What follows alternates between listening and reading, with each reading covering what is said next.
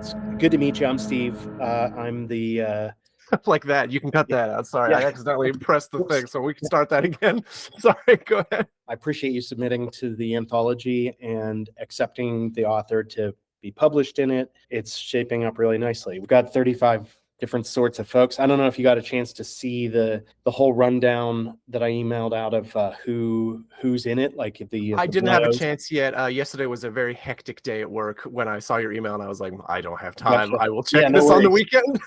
It's pretty cool. We've got folks ranging from first-time publishing authors all the way Oh, through wow. some. We've got a Stoker Award winner, multiple Stoker Award winner, and we've got somebody who like writes for the BBC or something, and one guy writing from prison, and Wow. a great assortment. I'm loving it. That's so cool, man. What a great like lineup you've managed to put together. That's so awesome. Yeah, it feels really lucky, but I just kind of spread it all over the place, and we had 275 submissions, and that made it possible to select stuff that really fit the mold, the theme of the anthology, and I mean the stuff looks great. So I've done my first few editorial notes, first passes through a couple of the stories, but I'm really just starting to get into that stuff now, and but Yeah.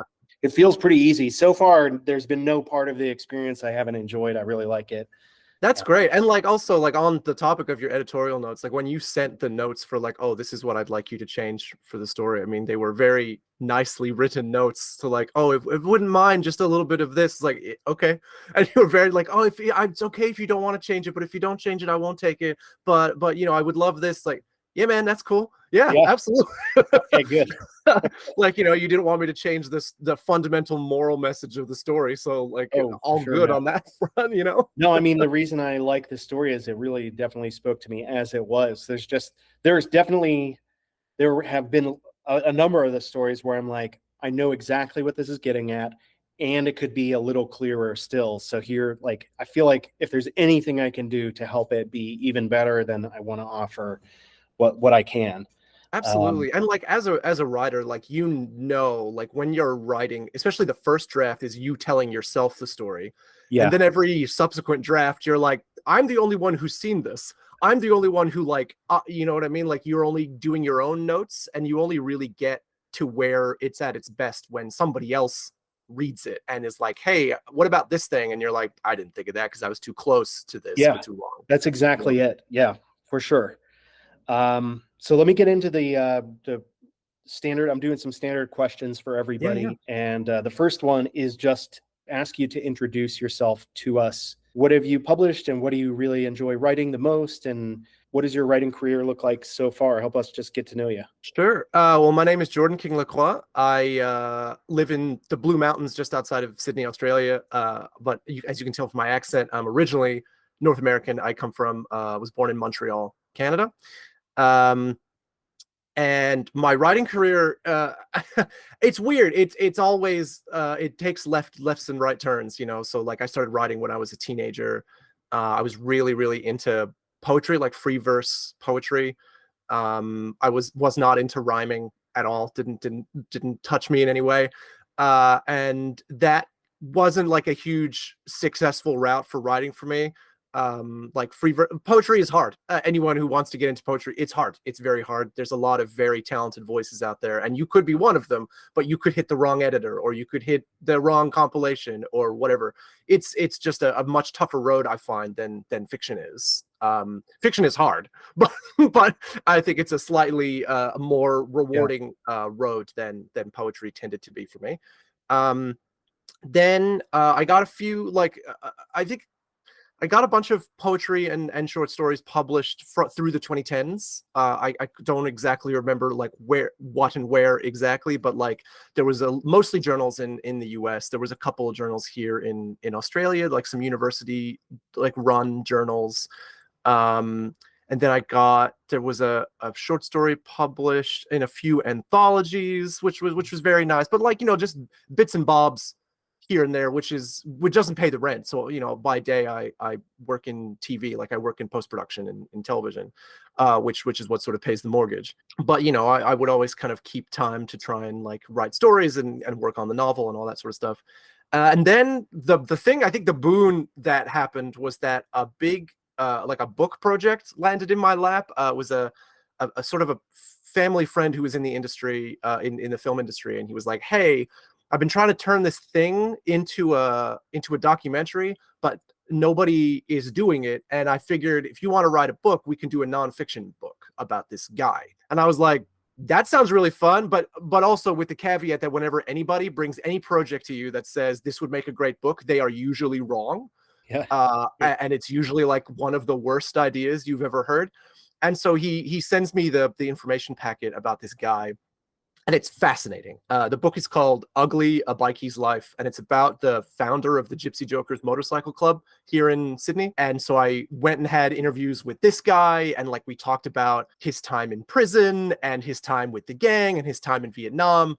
And so like that was a really, really interesting project. And like I got to work with the wonderful editors at Penguin Random House to like get that book out, which was great. Unfortunately, we released during COVID, so the sales were not like astronomical, because people, when they buy books, they only tend to buy books that they don't know when they go into a bookstore, and they sort of pick up something random and go, "Ooh, this looks nice." If they're ordering online, mostly people know what they're already going to get. They're going there deliberately to put something specific in their basket. So we Yeah. kind of hit like a bad time to put out like a first time book by somebody about like a niche subject. Yeah. But it was super fun experience, and I really loved putting it together. And then after that, I got really lucky. I backed a compilation book, like an anthology book on Kickstarter called Jewish Futures. I'm Jewish. That interested me. It was a book of sci-fi stories written about and by Jewish authors. At a certain Kickstarter level, which was just you got the physical copy of the book, they gave you the submission link if you wanted to submit a story. And I was like, I'll give it a shot. Like, I didn't think I would get in because, you know, they already commissioned these like 12 or 13 like great authors who were, you know, like award winners and had long careers. And I was like, well, I mean, I'm just some schmuck, but I'll give it a shot. And I submitted my story, The Last Chosen, and they took it, and they used it to close the anthology. Wow. Which is, yeah, huge space Yeah. to fill. And so that was like absolutely like mind-blowing for me, and like it got some lovely reviews from reviewers, which was really like touching for me. And then since then I've just been like pushing out more stories, you know, and then I landed on your anthology, which is great. So that's kind of where we're at now. Well, one of my questions I've been asking everybody, this kind of segues really nicely, is what attracted you to the call for submissions for costs of living? Because I'm quite realistic that Whisper House Press is brand new. Nobody's heard of us, and I should say nobody's heard of me, because that's really what this is. But how did you come across it, and what attracted you to the submission call? So there's a couple of things, and some of them are going to seem more blasé than other things about what attracted me to the call. I'm in this Facebook group called like Speculative Fiction Calls, and you know, people will grab, members of the group will grab from everywhere that they see, and they'll like copy paste directly. Like, here's the submission call. I'm not the editor, so I can't answer any questions, but here's the link. Here's all the information, and if you want to submit, go ahead. And so I started compiling a doc of all the submission calls that interested me, and also we're in the window that we're working in right now. So this sort of period, and I was like, okay, cool. I'll start putting all these there, and then I let the doc sleep for like a week or two. And then I was like, no, I need to get back into writing short stories again. It, you know, so I take like an hour during my lunch break, and I sort of put stuff down, and, you know, or of an evening after work, I'll take an hour. And honestly, what appealed to me was that I got an idea right away when I read the breakdown. I was like, oh, I have something that I could do for that. Like, it kind of just like procced right away in my head. Two, that you were brand new. And it wasn't a place I had submitted before. And it was like, oh, you know what? Like, that's fun, getting myself in front of somebody new who's trying to build a thing. Like, and this is the thing, like, because writing at the moment is not paying the bills, and I don't think of it that way. I don't care what the pay looks like. I'm like, I'd rather be paid something than nothing, obviously. But like, it's not what I look at. I'm not going to look at things, oh, well, it's only $30. No, thank you. Like, I don't care. I'll submit. And it was like lovely that it was brand new. It was this new thing that you were trying to build, and I really liked that. And to be honest, it was, the submission window was right when I saw it, and I was like, oh, I have this thing, it's due like in a couple of weeks. That gives me, someone who has OCD and ADHD, a deadline Yeah. within which to work. It's not in October or November where I can just forget about it. It's Right. like soon. Okay, cool. I'll do it now, and I have the idea now, so I'll just work on it. That's cool. I work somewhat the same way when I'm thinking about, well, where can I submit? I often look for places that are taking submissions basically right now or really soon. And then if something were to occur to me while I'm reading the call, that's like an automatic, like I want to do that. I want to try that, because getting that flash of inspiration will give me the oomph I need to get the thing down on paper, so to speak. And Exactly. yeah. And for me, I usually write my short stories in two phases, where I just get it down in about a 2 hour window, and then I go back a week or two later in another 2 hour window and do some edits on it and fix it up, and then it's ready. Or Exactly. Yeah, it's I'm so much bad the and I'm same, not. to be honest. Yeah, I like that. I think that those bite-sized chunks are easier to swallow, especially when the thought comes right away and I can just sit down and do it. The things I Exactly. can That's do the thing. right I now. don't torture myself on it, right? Like I don't spend hours and hours and hours each day, like meticulously. It's like I just don't work that way. I know some people do, and it comes out with great stuff. I know Ray Bradbury would work on a Right. story for a whole week, meticulously do everything, submit it on the Sunday, and then start a new one on Monday. All that sort of stuff. I can't. I don't work that way. Yeah, often, like I think I wrote the story that I submitted to you in like a flash in about 3 hours. Yeah. And then I was like, okay, I'm not going to submit that. I'll wait for a minute. And then, like, I think over the next couple of days, I would go back and I would just check that Yeah. it was okay or change up bits. And then I submitted it. So, yeah, it really was little flashes. Yeah. That's great. And speaking of Ray Bradbury, one of our submitters, one of our contributing authors is Bradbury's authorized biographer, which is kind of cool. So he Oh, worked with wow. That's Bradbury for a really while. cool. Yeah, he worked with Bradbury for a while. He's our Stoker Award winner, so Wow. pretty neat. Okay. Yeah, you Yeah. got some cool people on Yeah. this. Yeah, he wants to do an interview as well. Let's get into your story, and without there's no interest here in you giving spoilers, but Sure. if you could introduce us to your story, and what was that kernel of an idea that struck you when you read the call? What are the ideas behind this story? Your story is Just Being Neighborly, right? Just being neighborly. That's right. So, like I said, I'm Jewish, right? So sometimes the feeling of other people kind of looking at you in a particular way is hard to quantify and explain to other people. And so just being neighborly was sort of an expression of like the worst form of that. So just being neighborly, the idea is there's a neighborhood, a very prim, sort of waspy, suburban neighborhood, and this mom and her son. The son is the narrator of the story. They move to this neighborhood, and they're the first Jews to ever live there. And the reactions of the people around them to that, and they don't hold the same very uptight Christian values that the rest of the neighborhood upholds. And obviously, things are a little tense right now. To be Jewish anywhere, not like it's not tense to be Muslim or Arab either, but obviously my personal lived experience is that it's a little tense to be Jewish, and there's always been sort of that sense where, like, especially Christians, I will say, people who are like religiously Christian, will look at you in a particular way, like, oh, you poor thing, you're only Jewish. You haven't accepted the truth yet. That sort of thing. I've gotten a little bit of that over my life, and it's kind of like, man, I'm really sick of you looking at me that way. I'm very happy with my life. Thank you. And so I was trying to like quantify that feeling. And when I read the submission call about like something creepy in a neighborhood, I think I was just in a place where like that was a story I already wanted to tell.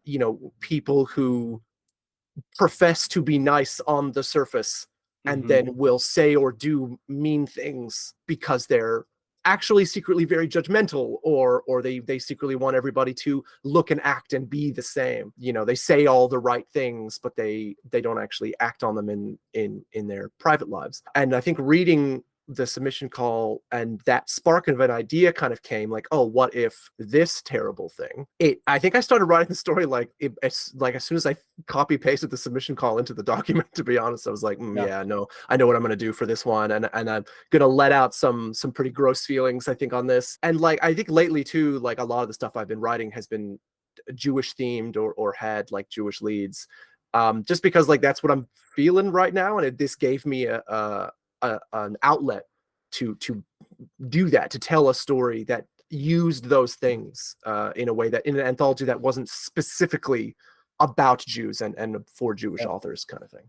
Well, I'm glad you found a home with us, and we appreciate that perspective. That is really getting at, I think, a lot of what I had in mind as I was putting together the call. The familiar, the mundane, the nearby, that stuff is really frightening in a very core way, like in a really Yeah. emotional core type of way. And yours is one of the many stories that really gets at that from one perspective.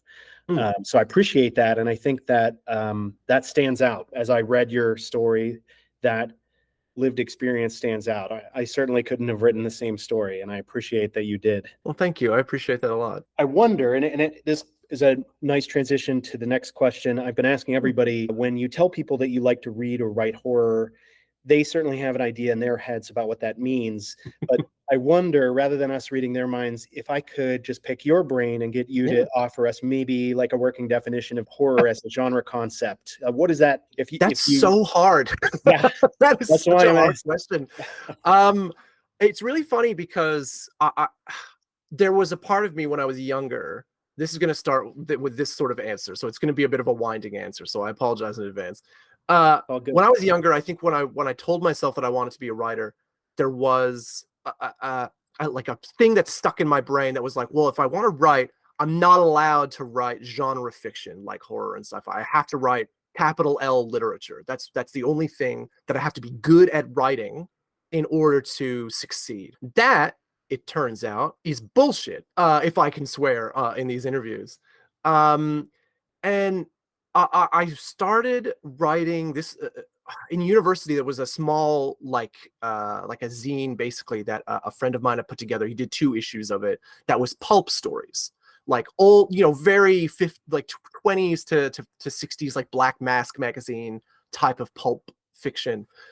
And I thought, oh, that'll be fun. I'll put in all the stereotypes that I think are funny, and I'll write a story. And I wrote this story called Captain Horatio Silverthorn, The Tall Tales of Captain Horatio Silverthorn, or something like that. And it was a story that took place like in the middle of like a running anthology of stories. So it was like, episode 27 of sort of this thing. And I could throw in all of this stuff that implied a greater story without actually having to write the greater story, which was really, really fun. And I realized like, oh no, I'm actually kind of good at this stuff. Like I'm good at writing like pulp and that sort of thing. So I started writing, I submitted to his second zine, and I got into that one as well, which was more like a pulp sci-fi. It was like this paranormal investigator investigating techno zombies or some nonsense. I don't know, like a mysterious island in the Pacific. So like it was very, very fun and silly. And then I was like, well, if I'm actually okay at writing that, I'll start submitting to places that are looking for that sort of story. And so I got into an anthology called Crimson Streets, which was like a brutal, like detective noir, like violent detective noir sort of pulp. And I started submitting to places like that, and that started to succeed a little bit more. And I was like, well, okay, if I can write that, maybe I'll start fine tuning to be less like ridiculous pulp and like fine tune towards the sci-fi that I read and the horror that I enjoy. So I started doing a little bit more of that, more fine tuned sci-fi that wasn't directly super pulpy and was just sort of an interesting speculative idea. And then that's where the horror started to come in, where I was like, well, actually, I really love like, Eldritch horror and space horror and stuff like that.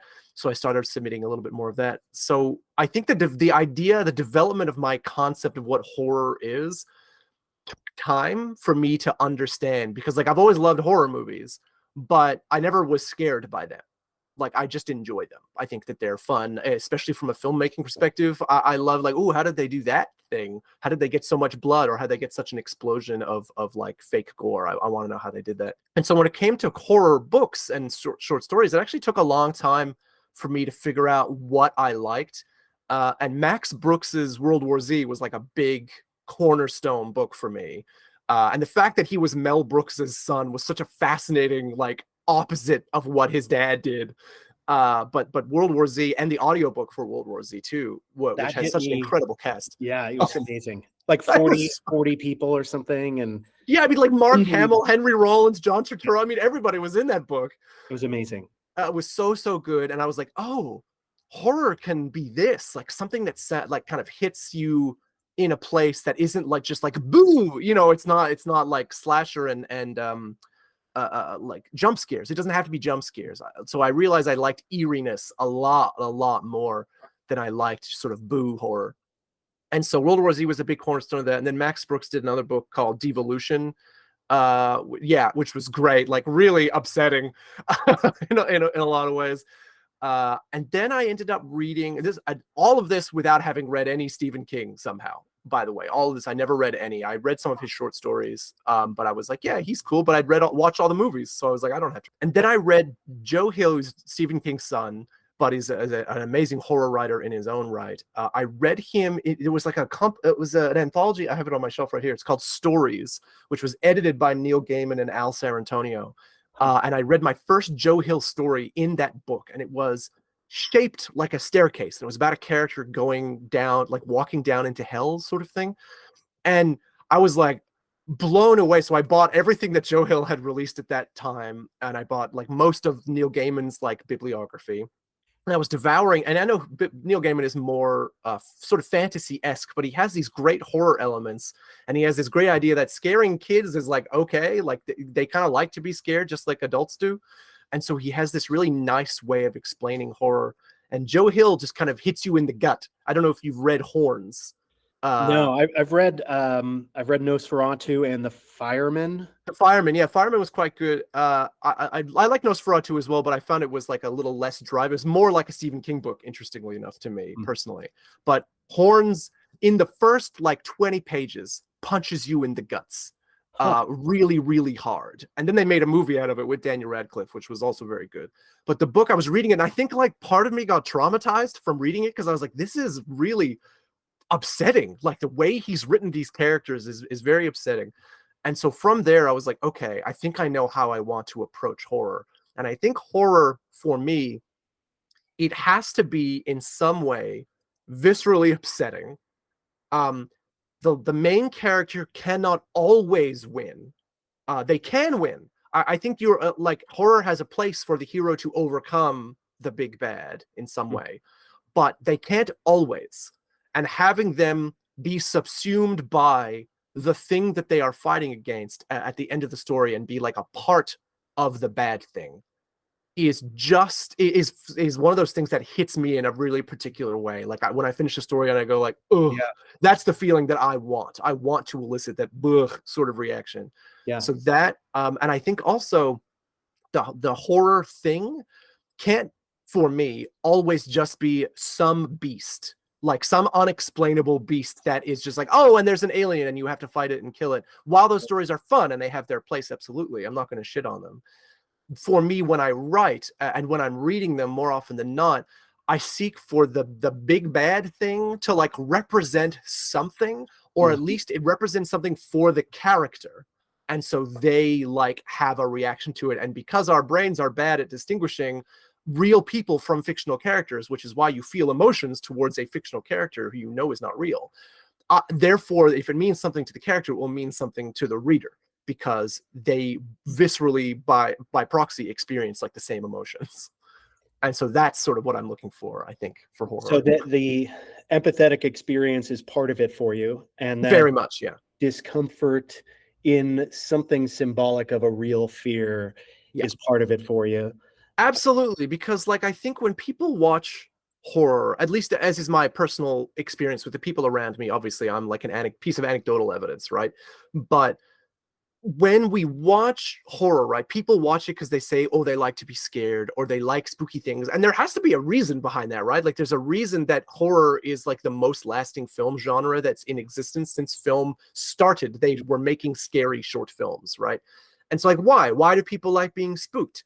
Well, I mean, we all know we're going to die one day. And so there's a part of that existential terror that's in every horror story. It's not possible to not. People die in horror stories all the time. And so that element of like, oh, we're going to die one day, and so we're going to watch it and we're going to sort of trivialize it in a way, that's always going to be part of horror. But there's a lot of other stuff that we're scared of that maybe we don't even know that we're scared of, or like when we do touch on it, we'll go, oh, actually, well, that maybe that's a little too much for me. And then you kind of look away and it's like, no, that's the thing that I want to touch on. Like, that's the thing that I want from that. I want to feel something about the stuff around me. I appreciate that way of thinking. And for me personally, I'm the oddball who I I don't read horror to feel frightened. The boo Interesting. jump scare thing really turns me off. Yeah. And honestly, the more jump scares, the less I'm likely to enjoy something. Agree. So this week I saw The Watchers, and A.M. Shine's book was excellent. I was not a huge fan of the film adaptation of it, but I also Interesting. saw In a Violent Nature, and Oh, I much preferred In a Violent Nature. And maybe it's not surprising. It is an independent film, etc. But the reason I really liked it was, and I took my 15-year-old daughter to see it, and afterward I told her my parents never took me to an NC-17 film, but you've seen many of them at this point. So but what I describe it as is, it's like that film is like the opposite of a jump scare. It builds tension through forcing you to watch every developing moment. And a I lot of like that people very got much. bored. Yeah, a lot of people are complaining about it because they got bored by it. But for me, I would much rather be forced to sit in discomfort knowing that something is about to happen than just be jarred with loud noises and A a scary. thousand times, yes. So that's my take, and I also find that empathizing with the characters is really a draw for me too. If the characters are well developed, I tend to like what is sometimes referred to as literary horror, where like the character development is a thing that drives a lot of the frightening Yeah. situations. If it's just surface level stuff, not always, but often, I just don't like it. I'm not Yeah. really interested. So I No, I can totally I recognize that too, because like if the characters mean nothing, like when you watch like a schlocky horror or schlocky sci-fi movie and the characters don't change, they're just these kind of 2D cardboard cutouts of characters that are there to push the plot along, you don't empathize as yeah. much. It doesn't connect in the same way as Yeah. opposed to when someone is developing on screen or in a story for you. I tend to laugh when those characters get got. Yeah. Whereas if a character I really care about is killed on screen, I am like upset by that. Yeah, absolutely, man. So I Yeah. watched. Oh, I was with some friends and we watched. I have a subscription to Shudder, the horror movie Yeah. subscription. Yeah. Yeah, it's wonderful. Yeah. It's And great. there was this Argentinian horror movies by this director whose name completely escapes me right now. But he did these two movies. One was called Terrified, and one, I think it was called the Devil in the or the Devil Comes, or the Devil in Me, or the Devil is Around, something like that. Um, and they were the first two horror movies in a really long time that when something happened made me go like this, like cover my face, because I was so like, oh my god. Yeah. And it was so visceral, like, and it wasn't even that it was so like gory or horrifying, like it wasn't a jump scare. There were like one or two jump scares that he used very effectively, because mostly it was tension building. But he also, because it's a very different cultural experience than like an American horror movie. There's like a scene, so like most American horror movies will shy away from showing violence towards children, for example. Mm. He did not. There was like a moment where like a child gets like got by a dog, like, and it's like in the foreground, like there's the foreground with the kid, and then like you're supposed to be focusing on like the parents are having a discussion in the background, and then this thing happens, and I was like, oh my god. It's so kind of gets you. And there was something about the way he built the reactions from the people, and the way they built to that point, like this kind of crescendo moment, that was so emotionally affecting. I was like, I think I found my new favorite horror director. This guy like kind of gets it. He gets Yeah. where we're coming from. So we started talking about horror movies, but I wonder, what are you reading lately? What authors or books would you recommend? And I steer away from on purpose. I steer away from the what's your favorite, because that's an awful Sure. question. But Yeah, it's very hard to answer. but what are you liking right now? What should I check out? What should I be reading? What should our viewers, readers be reading? That's so hard because I have like my to read pile right now is actually has no horror in it. What I'm reading right now, there's a book called An American Type by Henry Roth, who was sort of a very kind of lesser known figure.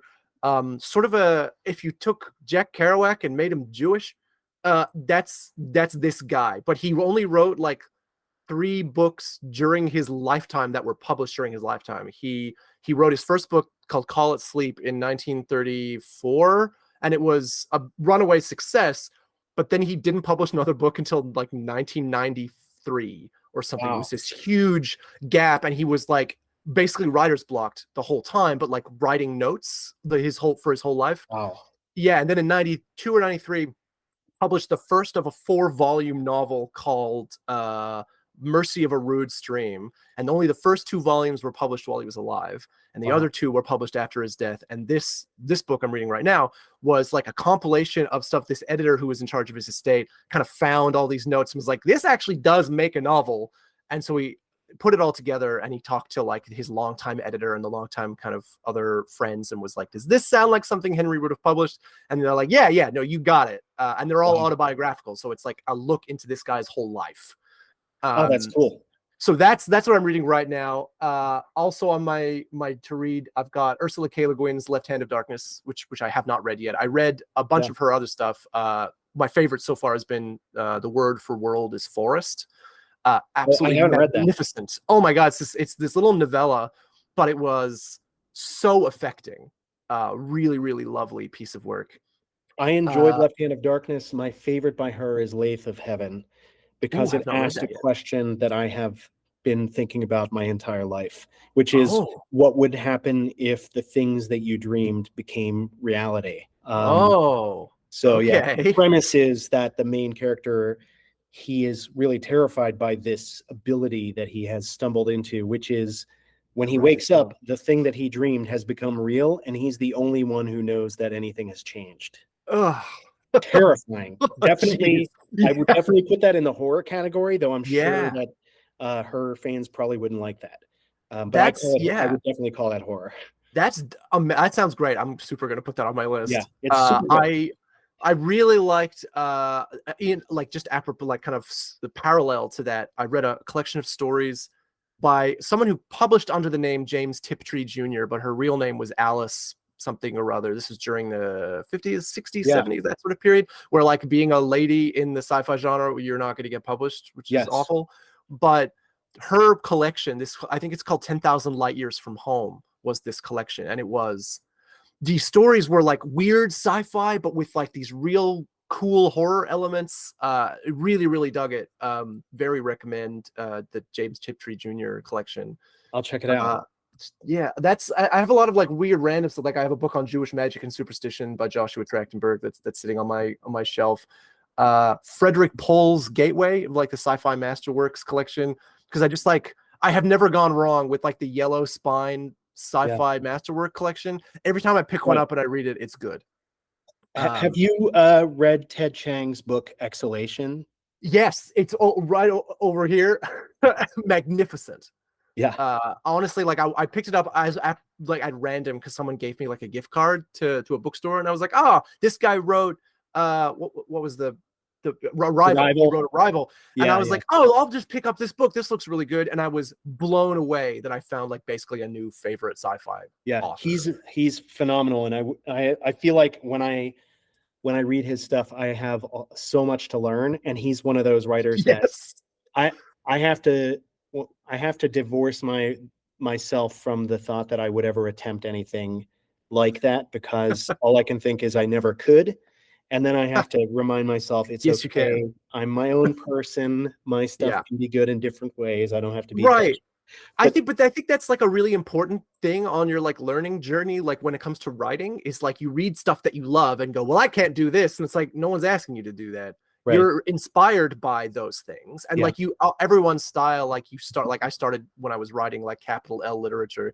I started aping the style of like Charles Bukowski, or Yes. like I Yeah, was yeah. aping Hunter S. Thompson's style for a long time, or like I was like, oh, maybe I'll just do run-on nonsense like Kerouac does. And I'm like, no one's looking for that from me. They're looking for a new thing. They already exist. That stuff already exists. There's no point trying to create that thing, but worse. Yeah. You know what I mean? Like, Yeah. so, but Ted Chiang absolutely is one of those short story writers. So I was like, how did you do that, man? Yeah. Can I get some of that? Yeah. Actually, I also really recommend Lauren Bukes, or Bukes. I don't know how to pronounce her last name. She's a South African writer, and she writes like sort of sci-fi horror. Broken Monsters was the first one. No, I read Shining Girls first. That was the first one I read by her. But I really recommend Zoo City. That's the one that I read, and I was like, oh yeah, she Cool. kind of gets it. I happen to be at the library right now, so after we're done with this call, I'm gonna go see if I can find it. Perfect. Pick it up, because like, yeah, I picked her up at random. I picked the Shining Girls up just because I read the back and I was like, yeah, that looks neat. It was like I think it was like a killer that travels through time, like can travel through time, and so there's someone who's trying to find him through time, but she can't travel through time. I think it was like the premise, if I remember correctly. And Wow. so yeah, and it was like, that seems horrifying. And so I picked that up because that seemed really, really interesting. And then I picked up some other stuff of hers, and it was, yeah, really solid. Cool. There was one more that I wanted to recommend. What is it? Lauren Oliver. Lauren Oliver had a book called Rooms, which is about, it's a haunted house story, but what if the haunted house was telling you the story? Oh, I like it. Which was really fun. Did you say Rooms? OOMS? Rooms? That's right. Yeah, just Rooms. Yeah. Cool. Killer. Check it out. Really, really yeah, fun. We have a kind of a similar story in that I started writing fiction. Well, I mean, I wrote as a kid, but then the first thing I put in front of other people was with a zine in college that I started with a buddy of mine. He now writes stuff for like the Atlantic, and like he's a big name in religious nonfiction. He just did a thing on Deals with the Devil, the Faustian history of the Faustian bargain. Oh, cool.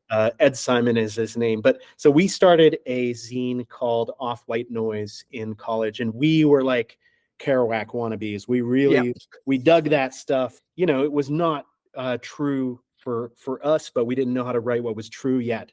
And I really think that was an okay part of the journey that I bet a lot of us go through. And I think Stephen King on writing says that we sound like who we're reading for a long time as we're developing. Absolutely. And then we learn like, oh, I can do my own thing, or I can say what comes to mind, and that's okay. That's going to be my thing.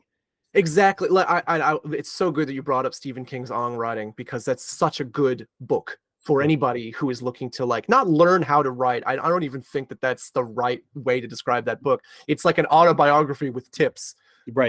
I think, but like it's such a like heartwarming read for someone who's trying to be a writer, because this guy, Stephen King, in big bold letters, had doubts, or threw away the first few pages of Carrie because he didn't think it would go anywhere. Like it was such like an eye-opener of like those, yeah, man, it's okay that you sound like you're the other writers that you read, but that's kind of the reason you're not being published. Like that sort of like very fatherly, blunt advice. Yeah. Because like I was like you, like for a long time, I would write this Kerouacian, Bukowskian stuff, and some of it was based on personal experience, because but I wasn't doing anything that like warranted it. Warranted it. That's right. It didn't warrant like this big weird scrawl. I was going to a bar, man. Like it didn't need like a 7,000 word short story. Like it wasn't that. And so I think like finding the place where you can crib from your real life is like super important, obviously, as any writer. Like I have a bunch of short stories that I love that are from personal experience, and I'm compiling those into like trying to compile them into like a linear book of short stories, but it's not a novel. Like it's just that sort of a collection of stories with the same characters, that kind of shit that people do sometimes. And I think that that's fun to do, but like it wasn't being intellectually honest that like that's all I was doing. I was like trying to make this. No, I'm trying to make my own On the Road. I'm going to make my own post office. Like, no, you're not. Right. It's fine. It's fine that you're not. It's good that you're not. Post office exists. On the Road exists. You can write your own thing, and its own the own version of it that is like a heightened version of your life, right? Yeah. I hate rules for writers, but if there were one that I did like, it's like write what is true. And that is in fiction and nonfiction, like I have to write what feels right for me. Absolutely, right. And that extends to like something like horror, like the stuff in this collection, right? Yeah. I wrote from a place of my own truth about like how I perceive the world, or a certain small portion of the world, and the Right. feelings in it are very real. And so like that for me is true. Someone else who wrote, like the person who the Ray Bradbury biographer wrote a story that felt true for him, right? Because like you, just because it's not a thing that happened to you or is set in like a distant universe or or a fantasy world, does not mean that it doesn't contain truth from your own brain Emotional and like truth. emotions. Right, Yeah, right, yeah. exactly. Well, I appreciate your time. I'm running out of it here. But Of course. is there anything that I am forgetting that you'd want me to ask you, or can you tell us like what your goals are right now? Oh I've got gosh. about 2 minutes before I think somebody kicks me out of my. Come and kick you out of the library room. Yeah. Yeah. My goal at the minute is just to keep writing. Like I have a newborn, and so like Congrats. I try. Thank you very much. It's our first child, and she's an absolute joy. And so but I'm trying to find that time still to like write and be a dad and work and socialize with my friends, and that's a hard Oh thing yeah. to balance. So I think my goal right now is just to find scheduling that works for me, right? And I think if I could be so bold as to offer a small piece of advice, it would be scheduling is hard, but you got to find a way to do it Yeah. when it comes to your writing time. You're not always going to be able to substantiate your creative life on bursts of inspiration, because sometimes you'll be busy, and you won't always be. You might get a flash of inspiration when you're out shopping, like for groceries. And then when you get home, you can't immediately go to your laptop and write something down. You have to go either take care of your kid or make a meal or spend time with your wife, or go out with your friends because there's a birthday party or something like that, or you'll just forget because you walk through a door and then it wipes your memory clean, right? Yes. I do Scheduling that. creative time. Yeah. Oh, absolutely. Like it's a trait of like neurospicy, what I call neurodivergent or neurospicy trait, where like you walk through a door and you're like, why was I coming in here? Yeah. It happens all the time, but you gotta schedule that time. And I think like it sounds not creative. It sounds like, oh, you're making it work, but like, yeah, man, it's work. Like being creative is work. And if you can find a way to schedule yourself some time, so that's the goal that I've got, is to keep that scheduling time working so that I can still do this and also do that, Yeah. We're right in the same vein. Again, I've got, my spouse and 2 kids and 3 dogs and my 40 Wow. to 50 hour a week teaching job during the school year. And, Yep. I'm, taking kids to events and stuff. And it is tough, but I want it to be a job. And so treating it Yeah, like a job is the thing I need to do. And so when I'm not exactly. actively teaching or actively cooking dinner, whatever, I'm engaging with this as best I can. So Exactly right. Exactly right. well, thanks for your time. I appreciate it. I appreciate your perspective. My This has pleasure. been a great conversation. We could probably go on for a couple of hours. Yeah, absolutely. Jordan King-Lacroix, and appreciate your story just being neighborly. I hope that everybody loves it, and we hope that our anthology wins all of the awards, or at least a All of few. them. Everything.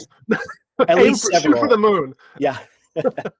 All right. Thanks again. I'll see Awesome. you. Thank you so much. Bye-bye. Bye-bye.